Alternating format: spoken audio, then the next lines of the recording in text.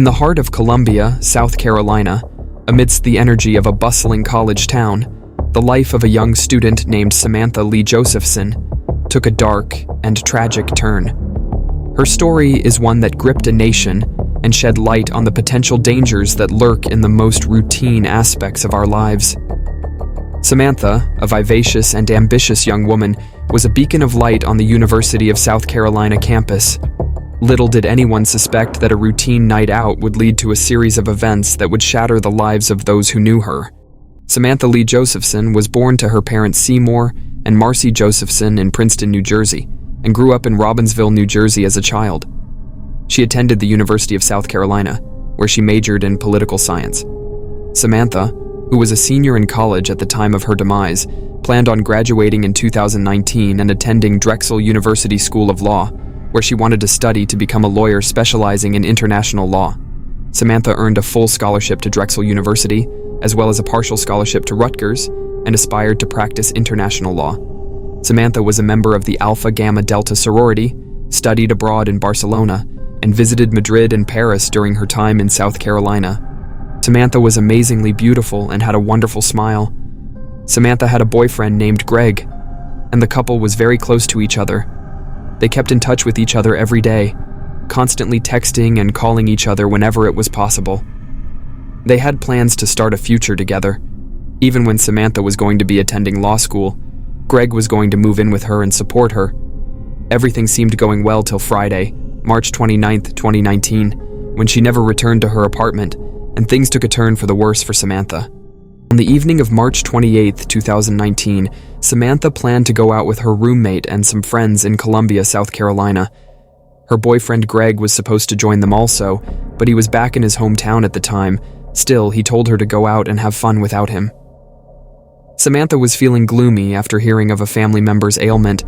What she just needed was to distract herself a bit, and going out with some friends was the perfect opportunity to raise her spirits. The group met up and went to a few different bars before finally settling at a bar known as the Bird Dog Bar, which was located in an area known as 5 Points, a hotspot for students to hang out at bars. Even though Samantha was having a fun time out with her friends, she continuously texted her boyfriend Greg, beseeching him to make a 2-hour drive to visit her in Columbia because she needed emotional support. The couple had already made plans to see each other the following weekend, so her boyfriend never changed his mind and decided to stay where he was at, but still, he kept in constant communication with her. At around 2 a.m., Samantha decided to head back to her apartment by herself, and she called an Uber, a popular rideshare service, using an app on her phone. As that was a common practice among her and her peers on that occasion, fate would deliver her into the hands of a murderer. While Samantha was waiting for the Uber, she had one last chat on the phone with Greg at around 2:04 a.m. Samantha told him she was headed home and took an Uber on the way. That was the routine Samantha had done many times before, using an Uber to get to and from the bars because it was way too far for a walk.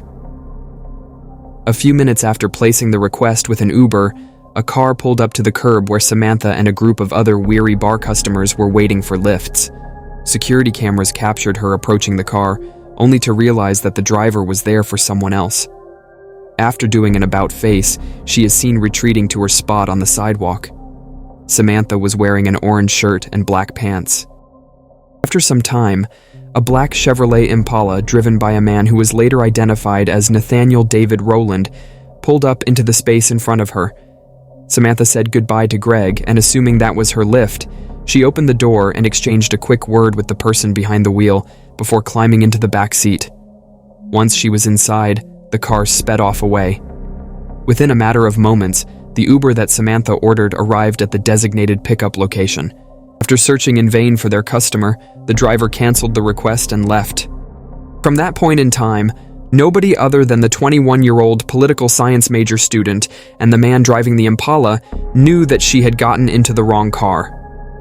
The CCTV footage would later show that the black Chevrolet Impala circled the area numerous times before targeting Samantha.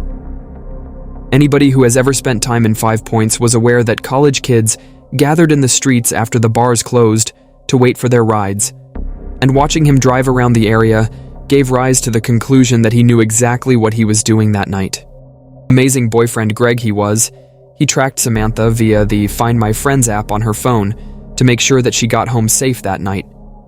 While he watched Samantha's movement on the map via the app, he realized that she was traveling in the opposite direction of where her apartment was located, although at first didn't think much of it, as it could be she was going to a friend's house.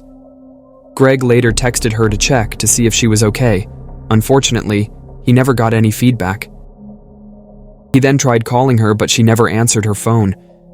Greg never gave up and tried texting her several more times until he noticed that messages he sent her showed up as delivered but not read, meaning Samantha never read any of Greg's text messages.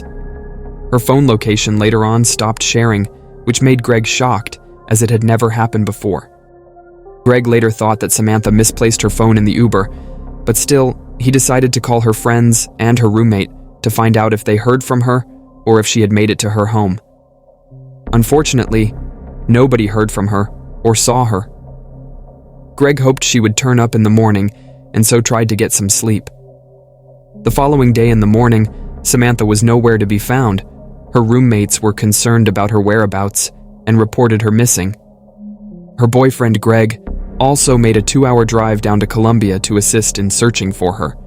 A little over 3 to 4 hours after the missing person report was filed, the dead body of a young woman who was later confirmed to be Samantha Josephson was found by a group of turkey hunters in a woodland area in New Zion, about 65 miles away from 5 Points, in less than 24 hours after she was last seen on the surveillance video, getting in a black car.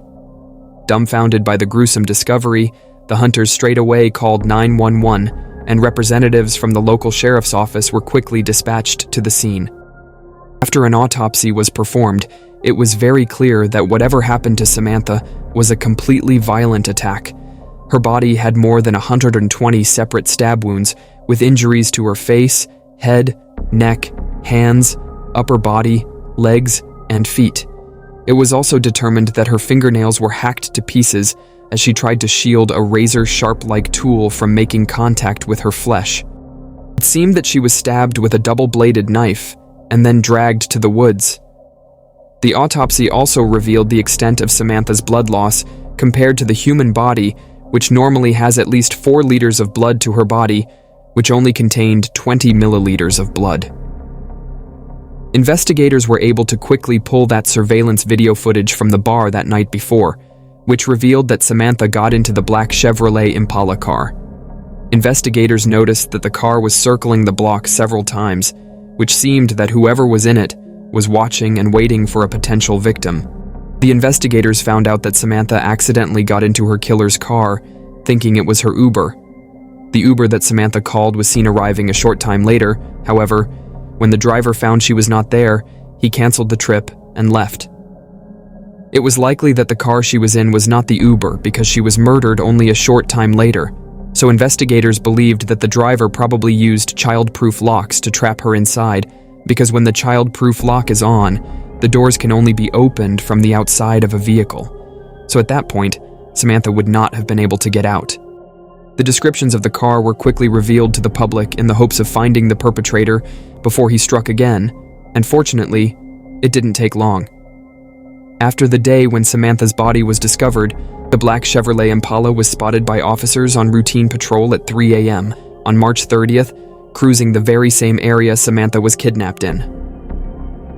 When the officers pulled the car over, the driver jumped out of the car and took off running.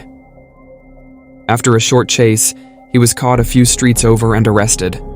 When the police checked his identification, they discovered that the man they had in custody was a 24-year-old resident of New Zion named Nathaniel Rowland. When the patrol officers took a look inside the car, they found a child's car seat in the back, surrounded by what seemed to be bloodstains, which promptly made them call for backup after perceiving that they were looking at a presumed crime scene. When homicide detectives took over, they combed the car from top to bottom and found profuse amounts of blood on the passenger seat and in the trunk, as well as a bloody footprint on one of the back rear windows. Samantha's cell phone was also found still lying on the floorboards, which the detectives would later learn that he had attempted to sell to a pawn shop earlier that day, but he didn't like $125 for the phone offer they gave him, therefore leading him to leave it in the car. The detectives also found the child locks activated, confirming the suspicion that that was exactly how Roland trapped Samantha in his car.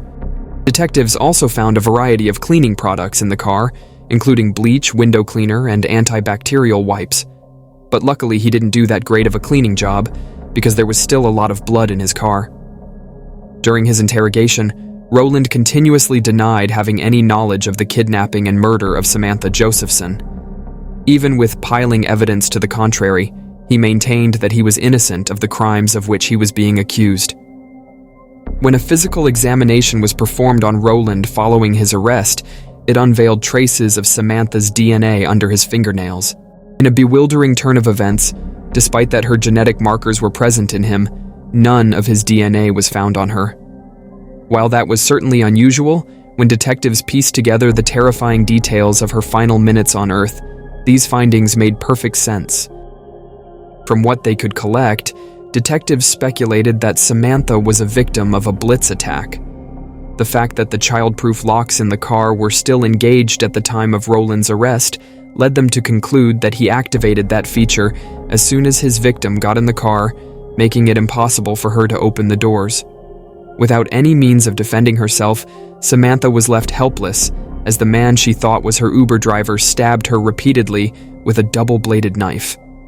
Caught unawares by the ferocious attack, she had to put a lot of effort into trying to keep off the blows, which would account for the multiple stab wounds found on her hands, as well as the condition of her mangled fingernails.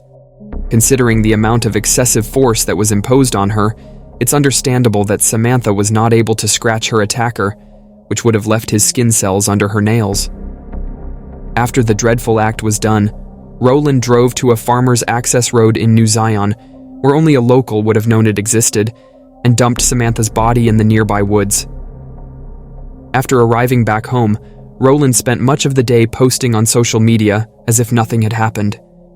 Since he lived there nearly all of his life, and his residence was only minutes away from where the remains were found, that was two more strong pieces of evidence that pointed fingers to him as the killer. A peek into his background disclosed that Roland was a devout churchgoer who had attended South Carolina State University in 2017, although there are no records of his having graduated, and it's not clear what he was doing for employment at the time. Roland had one past felony arrest from October 2018 for obtaining a signature or property under pretenses. There was also a woman who was carjacked by two men, one of them being Roland, who assaulted her and forced her to drive to an ATM where they took her money. Then they forced her to drive home, where they robbed her of even more of her belongings, including a PlayStation 4. Roland was never convicted of robbing the woman. However, he did sell some of the woman's stolen belongings, including the PlayStation 4. When detectives obtained a search warrant for his girlfriend's apartment named Maria Howard in New Zion where he lived, they combed the trash bins behind the apartment, and they found a sock and bandana allegedly belonging to Roland that were heavily stained with Samantha's blood. The detectives also found a white sheet with blood on it, a roll of duct tape, bleach wipes with blood on them, and a two-bladed knife that seemed to have blood on it. Tests would later confirm that the blood found on the two-bladed knife, as well as blood found on the sheets, blood found in the car, and blood found on bleach wipes, was a match for Samantha Josephson. With the evidence against him mounting swiftly, Roland was initially charged with possessing a weapon during a violent crime, the kidnapping and murder of Samantha Josephson. The trial would be grueling for the family, with Nathaniel Roland pleading not guilty, claiming he was innocent even with the mountain of evidence against him. When the trial began in the summer of 2021, Roland's defense team argued that their client was an innocent man, based largely on the fact that his DNA had not been found on his alleged victim. On the other hand, prosecutors countered the defendant's claims of innocence with the undeniable amount of evidence that was collected in the case. Amid the proof they put forward was the CCTV footage showing his car picking Samantha up in 5 points and driving away, the quarts of her blood that were found in his car, her bloody footprint on the vehicle's back window, allegations that he tried to use her bank card at an ATM after disposing of her body, cell phone trackers that placed their devices in the same place at the time of the murder, and the fact that he lived near where her remains were discovered. A handwriting expert was also brought in to compare Roland's handwriting to a list that was written on a piece of paper found in his home. On that list, it was written, duct tape, tape her whole body, gloves, all black, flip phone, gasoline, matches. The expert testified it was most likely that Rowland wrote the list, which sounded as if it was all planned. The prosecutors called 31 witnesses to testify, including someone who saw Rowland cleaning that weapon, the pawn shop owner to whom he tried to sell her Samantha's cell phone, and his ex-girlfriend who claimed her daughter had blood on her shoe after being in Rowland's car after the murder. Rowland called no witnesses, and none of his family testified for him. Still, he maintained his innocence and pleaded with the judge. It took the jury only an hour to deliver a guilty verdict, and Nathaniel Rowland was sentenced to life in prison without the possibility of parole.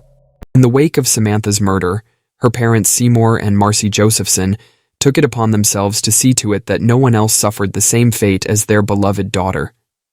As a means of achieving this goal, they started the What's My Name Foundation, which encourages people of all ages who contact rideshare agencies to ask the driver to identify them by name before setting foot inside a stranger's vehicle.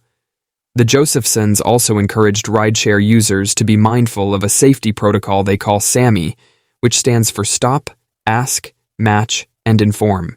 In the aftermath of Samantha's murder, the rideshare industry also took steps to protect drivers and passengers alike. One of the safeguards put in place was the issuance of a personalized 4-digit code that riders could use to confirm through the app that they were getting into the right car. Samantha's untimely death sent shockwaves through the hearts of her family and friends. The pain they bear is immeasurable, a testament to the bright light that Samantha was in their lives.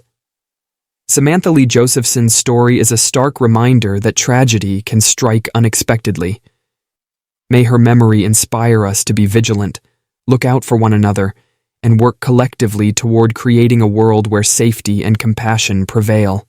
If you found this video compelling, leave a like, and your thoughts in the comments. Be sure to subscribe and check out our other videos.